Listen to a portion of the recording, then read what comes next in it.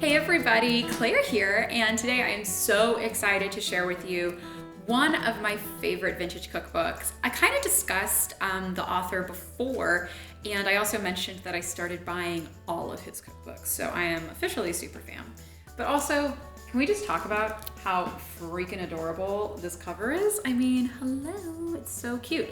This is called Ice Cream Desserts for Every Occasion, and it is by the unfortunately named Louis P. de Gouy. That is his name. I checked, that is how you pronounce it. And so this is a book that specializes specifically with ice creams, and ice creams honestly in every possible form.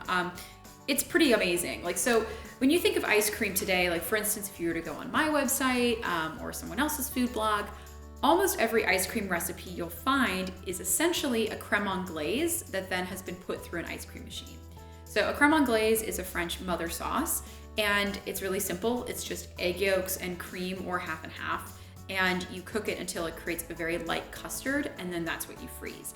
And that's what gives ice cream that really creamy consistency, is the combination of the fat from the egg yolks and the fat from the dairy. So I feel like every modern ice cream recipe I've seen, basically that's the situation. Not the case in 1938 when this was first published. This is a preprint from 1948. I'm not that badass that I have the 1938 copy.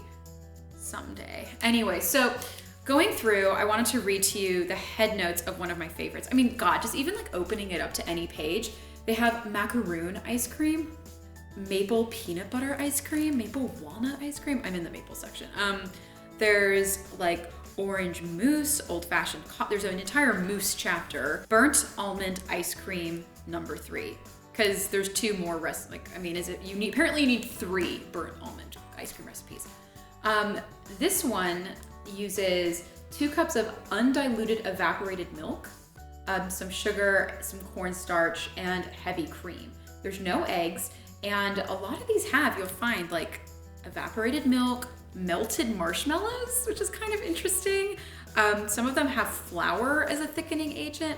It's nuts. I don't know. To me, I find it absolutely bonkers. This is for lemon flour ice cream. And this recipe is actually gonna be on the blog because my lemon tree downstairs is poppin'. And so I just took a ton of lemon flowers off of it and made this recipe. It was so ridiculous. But anyway, Louis writes, a really surprisingly delicious ice cream, the creation of which is attributed to the famous French writer Alexandre Dumas. If you're not familiar, he wrote The Three Musketeers and The Count of Monte Cristo, and is one of the greatest writers in history. This ice cream was served very often at his Chateau de Bellevue near Paris, France, where all the illustrious writers of his day used to meet. Any kind of flour may be substituted for lemon flowers if desired. It is very easy to make, the basis being plain custard. And he goes on to this very impressive recipe, which is simply heavy cream, salt, a little bit of sugar, 2 ounces of lemon flowers, and then 8 egg yolks. The little anecdotes and histories that he sort of speckles throughout his recipes are so charming and edifying and interesting. And his techniques for making ice cream is just fantastic. But I just love this cookbook so much. It's so fun and interesting. I'm just gonna read the little inside sheet so you guys get an idea of what the real content is. I just realized I kind of just lunged in and started talking about my favorite things. But this book is a real boon for the homemaker who is continually faced with the question, what shall I serve for dessert? It's 470 recipes tested by the author during his 60 years of practical experience as chef, cover every type of ice cream and frozen dessert for both hand freezers and refrigerator trays. That's the other cool thing. If you don't have an ice cream maker, he has a ton of recipes in here that don't need an ice cream machine. There are 21 coupe recipes, 3 bomb recipes, 13 frappe recipes, 42 ice recipes, 59 mousse recipes, 47 parfait recipes, 66 sherbet recipes, and 197 ice cream recipes, including meringues, biscuits tortoni, which might be biscuit tortoni, I'm not sure, syrups, fudge, and other sauces, sundaes, charlottes, and numerous variations, which make the book a goldmine of old favorites and new delights.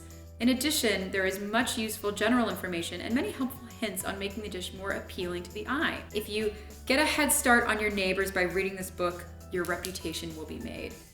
Which is a little dark, but also a great accolade for this book. But no, I'm just obsessed with it. But anyway, it's the perfect vintage cookbook for summer. And I think you guys would really love it, especially if you enjoy frozen desserts as much as I do. As I've mentioned on every single one of these vintage cookbook videos, you can find these vintage cookbooks on eBay. abebooks.com is a rare bookseller. Bonnie Slotnick is my favorite lady in New York, and she is an amazing resource for vintage cookbooks. And then also Janet Jarvis in Los Angeles is fantastic as well. This is a little on the more rare side, I'd say. You can probably find a reprint on ABE. If you have trouble finding it though, email Bonnie and she'll probably be able to dig one up for you. Anyway, I hope you guys enjoyed. This is Ice Cream Desserts for Every Occasion by Louis P. de Gouy. All right, we'll talk to you guys later. Bye.